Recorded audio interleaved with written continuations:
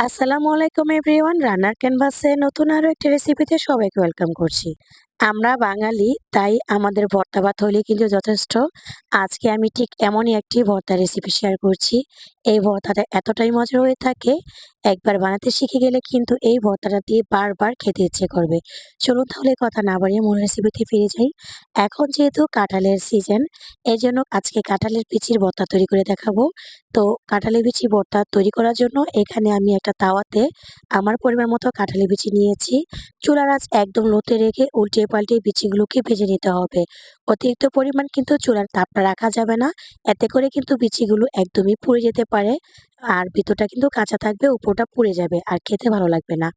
অল্প আঁচে নেড়ে চেড়ে এই বিচিগুলোকে ভালোভাবে আমি এখানে বেছে নিয়েছি। আমি আপনাদেরকে একটা দেখিয়ে দিচ্ছি। দেখেন, হাতে যখন চাপ দিচ্ছি খোসাটা নিজে থেকেই উঠে আসছে। তার মানে এটা একদম পারফেক্ট।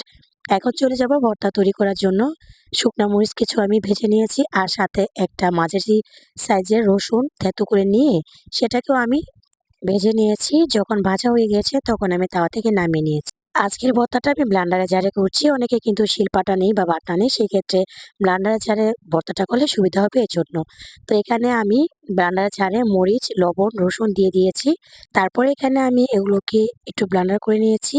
তারপরে এখানে খোসা ছাড়ানো কাঁঠালি বিচিগুলো দিয়ে আবারও আমি এখানে মিক্সিতে দিয়ে ভালোভাবে ব্লেন্ডার করে নিয়েছি। এই যে দেখেন, একদম ঝরঝরা আছে আর ভালোভাবে কিন্তু এটা পেস্ট তৈরি হয়ে গিয়েছে। এই পর্যায়ে দিয়ে দিয়েছি এখানে ধনিয়া পাতা, তারপর হচ্ছে বেশি করে পেঁয়াজ। এই কাঁঠালের ভর্তাতে বেশি পরিমাণে পেঁয়াজ দিলে খেতে কিন্তু অনেক বেশি মজা লাগে। আবারও ঢাকনা দিয়ে এটাকে আমি একটু আবারও পেস্ট তৈরি করে নিব।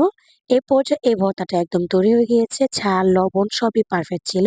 দেখলেন তো, মাত্র ২ মিনিট সময় কিন্তু এই ভর্তাটা তৈরি করে নিতে পারেন। আশা করছি আজকের রেসিপি ভালো লেগেছে। আজকের রেসিপি ভালো লাগলে ভিডিওতে লাইক দিয়ে চ্যানেলটি সাবস্ক্রাইব করার অনুরোধ জানাচ্ছি।